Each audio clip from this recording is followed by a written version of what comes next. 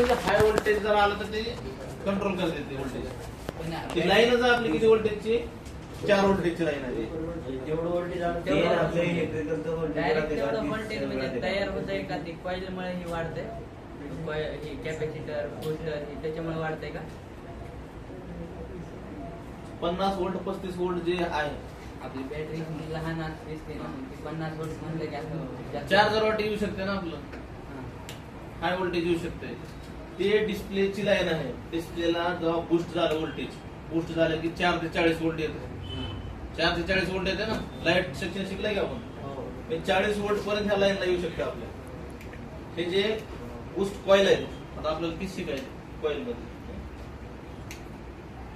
दुसरं इलेक्ट्रिकलचं व्होल्टेज कोणतं म्हणलं आता?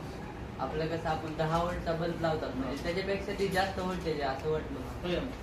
त्या व्होल्ट मिळते एसी डीसी होते बल्ब मध्ये.